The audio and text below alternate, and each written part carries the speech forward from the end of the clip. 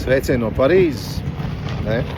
Man ir šalīti, kas lai iekļautos šeit pārējo cilvēku vidū. Ir jāsaka tā, ka es esmu slinkojis. Es vairāk kā mēnesi neko neesmu publicējis par auto sociālajos tīklos. Es centīšos laboties tagad un savu pirmo ierakstu 2026. gadā veikšu no retromobīla izstādes. Nu, iesim kopā paskatīties, kā tur izskatās.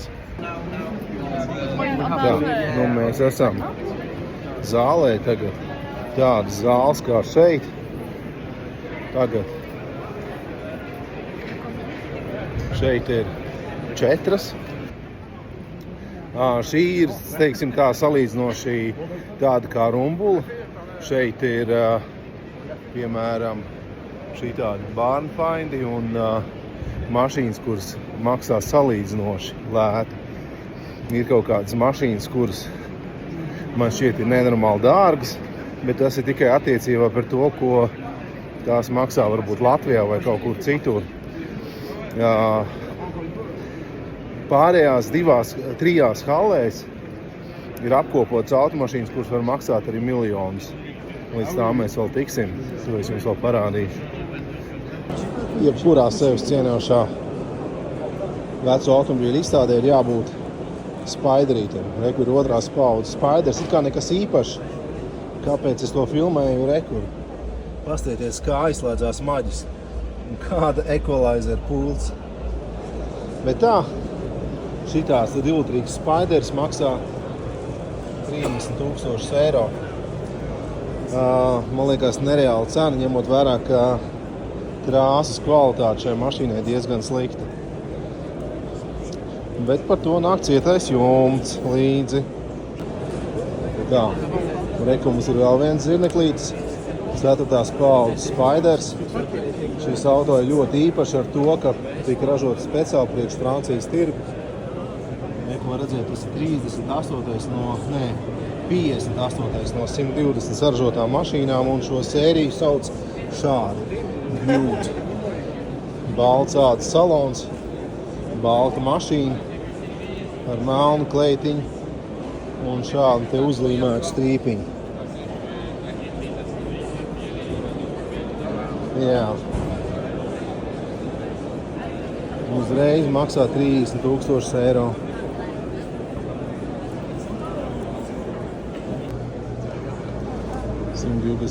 Merša kupei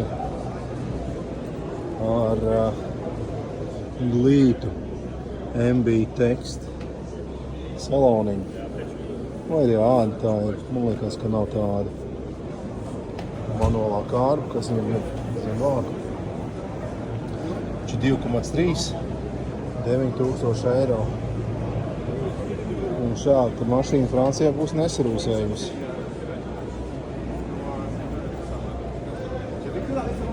9,900 eiro.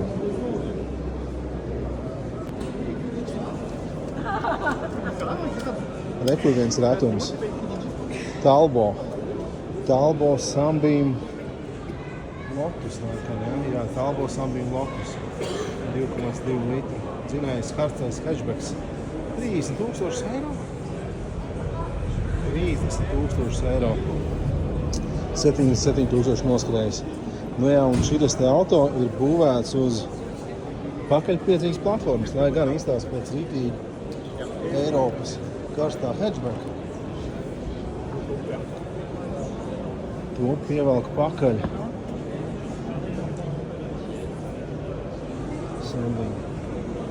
Jā, starp citu tāds arī piedalījās pasaules rallija čempionātā.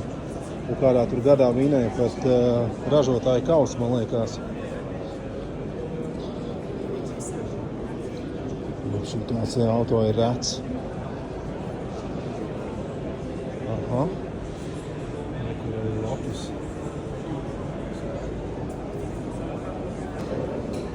Šitas fascinējoši. 124. Mers, 2,6 cilindri. 30,000 eiro. Labi, mašīnai ir 42,000 noskrējiens. Vīri jau noskatījuši mēru, krāsu, biezumu.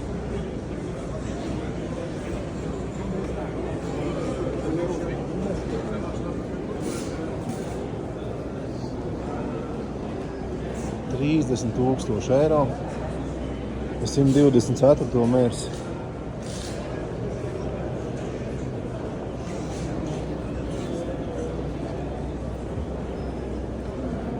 Samurais. Pasties. 13,900. Tā. Un pats galvenais, ka jau ir rezervēts. Un šis maksā 85. gads. 14,900, 15,000. Laņu čapa. Katru dienu šādu mašīnu ieraudzīt nevarēs. Vai kā durvis varās uz abām pusēm. Lūk, kaste salonā. Smaržo pēc žiguļa.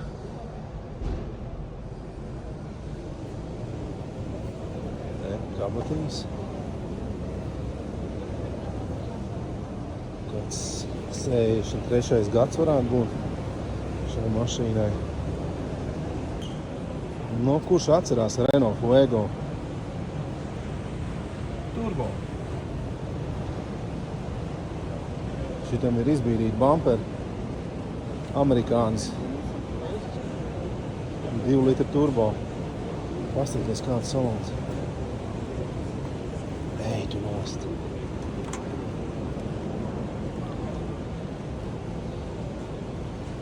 Traks var palikt. Jūka elektriskā. Aha. Renault zīme uz beņķi izšūta. Vai nav smalki? Un cik tāds nāk? 15,5. Vispār priekš šī tik ekskluzīva auto nemazām nav dārga. Amerikāņu bumperi, amerikāņu lukturas. Īpašnieks gan teica, ka mašīna nekad Amerikā nav bijusi. Viņai no dzimšanas ir reģistrēta jau Francijā ar franču numuriem.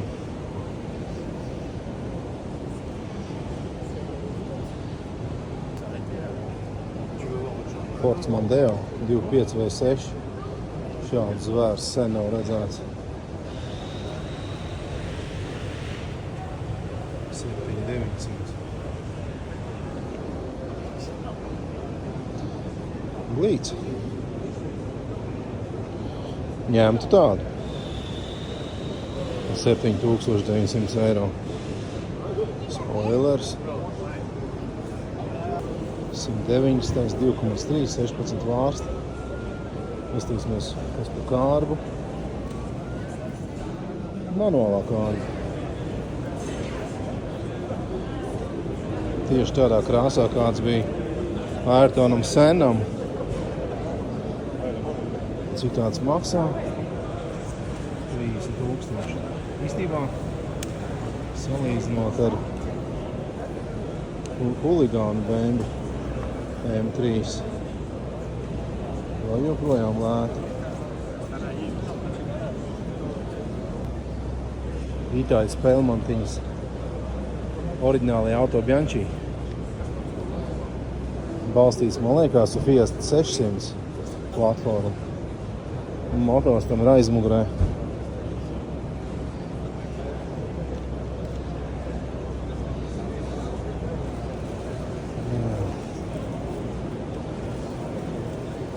$26,000. Šāds te ar tādu pašu brezentu jumtu kā 500. Fiatam. Šītas maksā 25,5 kabriolets. Jā. Pasties kāda pilnpiedziņas pandiņa. Labi nopakot jumta bagāžnieku. Uzpulēta. Štājiem pupi, viss kā vajag.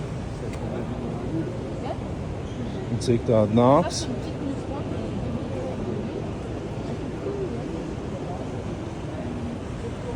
€9,000. Nav nemaz tik dārgi. 7,900 eiro. Par Citroen BX, kurš pie tam vēl ir arī dīzelis.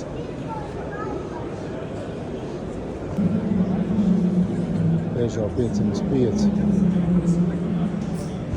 GTI. Nu šādi izskatījās kādreiz BMW 28 franču konkurence. Ko viņi prasa. Loņās cilvēku paies garām.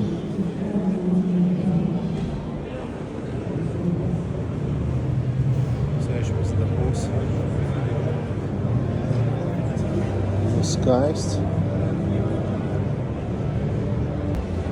21. bēmbis. Zaļš uz zaļa. 323.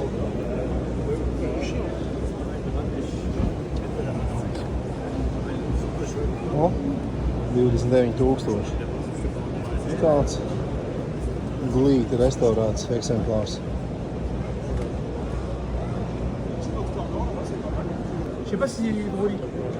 Citroen C6 ar V6 dzinēju, 131 000 kilometru un 22 000 eiro.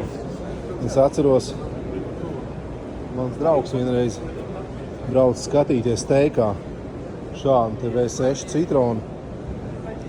Man liekas, pa 3000 skatījās kaut kādus gadus 4-5 atpakaļ. Šeit jau maksā 22. Māsies cilvēkiem patīk. Rāda ar pirkstu. Interesanti, ka parasts boksterītis izrāda cilvēku baigo interesi par šo auto. Un principā te mēs redzam, ka šie automobīļi jau ir kļuvuši par klasiku. Z3, CLK, šitie tie 2.3 kompresori vispār skaidās baigā bomba. Un, protams, arī 406. kupē. Cik glīta mašīna. Es esmu nomigrējis tagad uz citu halli. Šī halli sadalīta divās daļās.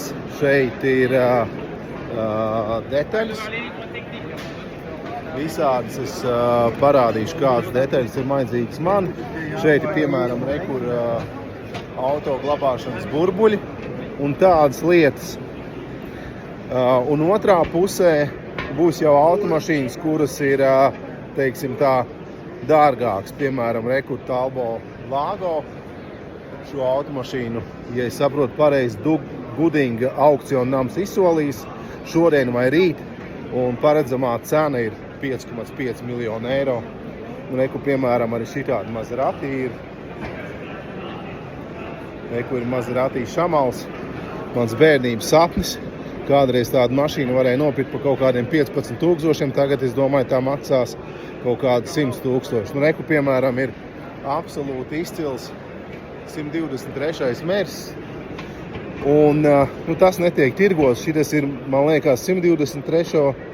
Meršu klubs Francijas. Un viņam tā mašīna izstāsta vienkārši izcila. Vienkārši tā kā modelīts izņemts no kastītes. Viss perfekts.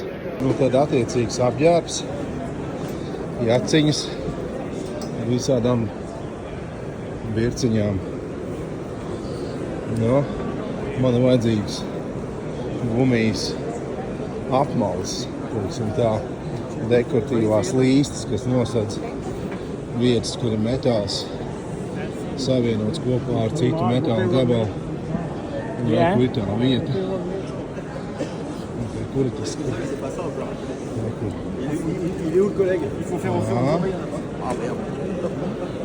Man ir vajadzīgs kaut kas šāds te. Šāds te. Šis būs īstais. Jā. Ko es nopirku. Tā, te uz metriem visādas tādas lietas arī var nopirkt dzīvītas. Tur ir katalogs.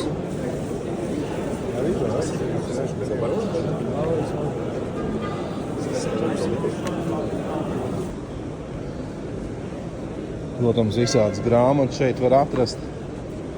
Šeit var atrast plakātus. Visāds zīmes no servisiem. Modelīšus. Nu, šeit ir ļoti daudz modelīšu. Vēl ir atsevišķa vieta, kur viņi ir sakoncentrēti lielā daudzumā, bet man šī lieta neinteresē. Jā. Lampiņas. Nu, reāli atgādina man Rumbulu, kā kādreiz bija šļauciņas. Kur visādas pirmskara mašīna. Lampas. Pedāļu mašīnas. Kaut kas pazīstams. Jūs varat nopirkt saviem 911 spūru aizmugurē. Piemēram, šitādas šļauciņas visādās krāsās. Tagad es esmu jau 3. hallē, un šeit ir pārstāvēti jau autoražotāji ar mūsdienu automašīnām un nākotnes vīzijām.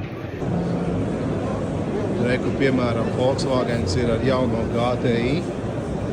Un, protams, ja reiz jaunais GTI, tad viņam ir reku arī pirmais GTI. Reku ir otrais. Cilvēku šeit tik daudz ir. Nākošais jābrauc darbdienā. Reku ir 3. sērija, 4., 5. kabriolets, 6. un šitas ir jaunais Polo GTI. Šeit ir tā lieta, kas nav ķīniešiem pieejama. Angliski to sauc par pedigree, latviski es to sauktu par ciltsrakstiem. Attiecīgi Volkswagen šeit kopā ar savu jaunu automašīnu var izrādīt iepriekšējos GTI modeļus, tā kā rock grupa, kura var spēlēt savējos vecos labos hītus un attiecīgi savam jaunajam produktam ļaut baudīt cilvēku uzticību, kas tiešām ir balstīta uz iepriekšējiem modeļiem. Ķīniešiem šāda iespēja nav. Un, protams, ja reiz tā ir Francija un tā ir auto izstāde, tad ir jābūt arī Citroenam. Un Citroen šeit ir savāds savējos konceptu automobīļus. Es tagad vairs neatceros, šitas ir Gandini. Īstās pēc Gandini veidojam. Karina. Jā. Un nekāds, kas tas varētu būt kaut kāds agrīnais Picasso koncepts. Nekur kāds viņiem ir. Būs jāpacenšās atnākt šeit vakarā, ka te būs mazāk cilvēku, ka izstāde būs slēgta. Jā, bet kopumā es skatījos, kad arī citiem autoražotājiem tā ir tāda pati taktika, ka viņi šeit saliek savus labos hītus, kaut kādus konceptu automobīļus un esošās jaunās mašīnas vai gaidāmās automašīnas, kā piemēram, kur ir Citroens izlicis savu jauno kaut kādu minivenu konceptu. Es to redzēju ar vienu aci, ka ir arī auto dizainers klāt. Mēģināšu pie viņa tikt klāt. ELO. Tad arī, kur ir jaunā Cayenne, Porsche slepnums. Un tas ir izstādīts kopā ar pirmās paudzes Cayenne ar Transsibēriju. Rallija mašīnu. Atkal kārtējā lieta, ko neviens ķīnietis nevarētu izdarīt. Nu, un, protams, kur ir Le Mans bolīds. Es tagad neorientējos viņos, es nemācīšu pateikt, kurā brīdī viņš Le Mans vinējis, bet gan jau viņš ir. Man liekas, šis bija hibrīds, cik es atceros. Bet kaut kādā gadā viņš bija. Nu, un tad, protams, ir jaunais 911. Un blakus viņam ir vecais 911. Protams, arī Škoda. Škoda mums motoru muzejā svinēja savējos 125. gada dienu. tā svin šo te jubileju arī šeit. Un Škodiņa šeit ir izlikusi kaut kādu savējo sporta bolīdu. Škoda OHC 57. gads. Iedomājieties, padomju blokā kaut ko tādu varēja radīt. Tik glīt. Un reku, protams, ir jaunā Škoda. Škoda Fabija. Jā. Un tad rekur ir rallija leģenda Monte Carlo pagaida. Škoda 130 ar 49. numuru. Tā taču motoru muzejā stāv vēl pavisam nesen. Viņi ir pat aizno šeien atbraukusi. Jā, tā ir tā pati Škoda, kas pie mums motoru muzejā stāvēja. Tā. Kas te mums ir? Nu, attiecīgi jaunās Škodas, nezinu, kā viņi sauc. Octavija. Šī mašīna bija forša. Reāls smuks dizains automobīliem. Man uzreiz viņa patika. Rekur ir uz pusēm sagriezt Fabija. Rallija. Un rekur ir favorīts. Jūs zinājāt, ka šo te padomju bloka automobīlu zīmēja Bertone? Es teikt vairs neatceros. Man liekas, ka tik tas nebija Gandini pats. Vismaz pēc tām formām baigi atgādina viņa rokrakstu. Man favorīts vienmēr paticis. Kaut kas viņai ir arī 8. un 9. Žiguls man patīk. Simpātiska mašīna īstenībā. Nu, un, protams, Peugeot jaunais 208. GTI. Man no paša sākuma patīk šī mašīna. Pareizā izmēra automobīls. Lielākas mašīnas nav vajadzīgas. Nu, attiecīgi rekur ir visa GTI saima. Nu, neko tādu neviens ķīnietis nevar izdarīt. Viņiem nav ar ko lepoties. Frančiem ir. Nu. Būs VRC leģenda. Kur ir? Es pēc tam, kā jau teicu, iemetīšu iekšā bildes vai video, kad šeit ir mazāk cilvēku. Jā. Tā, lūk. Nu, un šeit mēs redzam vēl vienu lietu, kāda nav ķīniešiem pieejama. Kāda ir pieejama, piemēram, BMW. BMW savulaiki sadarbojas ar pasaules slavenākiem mākslas darbiem, lai tie apgleznot viņa automobīļus. Neko ir Frank Stella, to es nezinu, bet Royal Lichtenstein gan es zinu. Es pavisam nesen biju uz viņa izstādi Austrijā. Un rekur ir Warhol apzīmētais M1, jā. Un tur tālāk ir citi mākslinieki veidot BMW. Nu redz, un šādas lietas ķīniešiem nav. Un šis viss tev palīdz veidot, teiksim tā, to svaru zīmolam. Kāpēc tev būtu jāizvēlās BMW un nevis kāds ķīnietis? Tāpēc, kad Jeffs Koons ar ķīniešiem nestrādā. Vismaz vēl pagaidām nē. Nu, tad te mums ir stends ar nosaukumu Clio Rama. Un, protams, tas ir veltīts Renault Clio. Un reku pašā centrā mums ir jaunais Clio. Paskatieties, cik viņam ir smuka pakaļ. Jā, un šeit tad rekur ir pirmās paudzes Clio. Un te jau ir nākošie visi modeļi, un te ir arī sacīkšu automašīnas. Pastīsimies, kaut kur ir jābūt Clio V6. Reku viņš ir. Bet tā ir sporta versija. Kaut kur ir arī noteikti parastā civilā versija. Paskatieties uz to dibenu. Paskatieties uz to dibenu.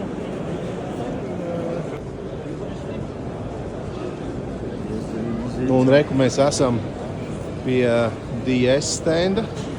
Tā, pievilksim tuvāk, kā mēs tagad redzam. Ja. Un interesanti tas, ka šeit ir izlikti vecie Citroen, kuri nav Citroen standā. Jo redziet, šie visi ir atvasinājumi no Citroen DS. Tur oriģinālais Citroen DS, prezidenta automobils, kur ir Charles de Gaulle veidotais limuzīns uz DS bāzes. Nu, un tur tālāk ir jau no Citroen atvasinātais DS 8. Man liekas, tā tas saucās. DS 8. Ir šis te jaunais Emmanuel Macron limuzīns. Un tur aiz muguras vēl kur ir uz Citroen SM bāzētais parāds kabriolets. Jā. Šeit jau ir mazāk cilvēku. Šitā ir halle, kurā ir visādi Bentley, Lamborghini un nezinu, kas tāds ir, arī kaut kāds Lambo jaunais. Šeit notiek. Mēs būsim paspējuši.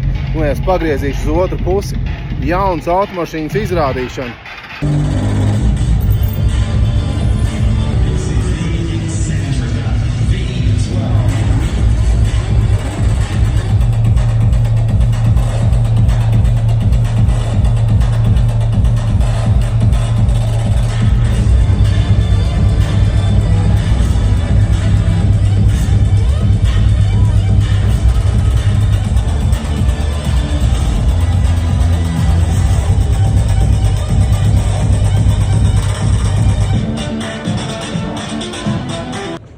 Please welcome Luca Venturi, head of sales and the designer, Carlo Borromeo. Tātad ekscentrika. Tāds ir šī te auto nosaukums, un tas ir Lamborghini Diablo iedvesmots veidojums. Tikmēr es staigāju cauri Bugatti steidam, kur ir Veirons vecais un kur ir jaunais Bugatti, vecais Bugatti. Nemazām nezinu. Un man arī godīgi neinteresē. Lotus.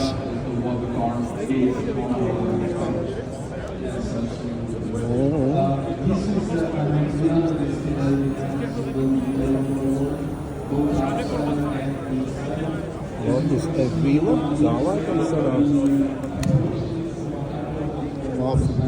Iesim tālāk šitās visas nesasniedzamās lietas. Alfa Romeo stends. Nu re. Jūs paskatāties uz šo tēmu. Jūs paskatāties uz šo.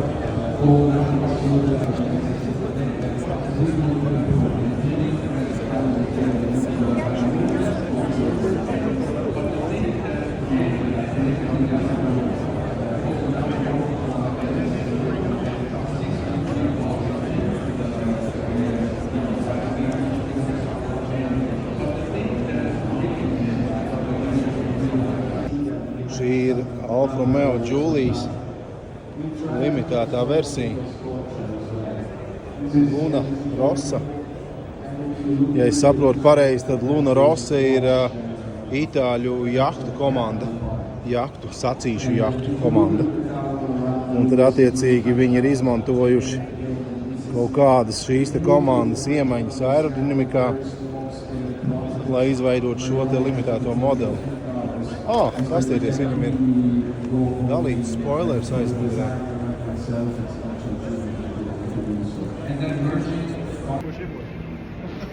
Tā diena ir principā noslēgusies.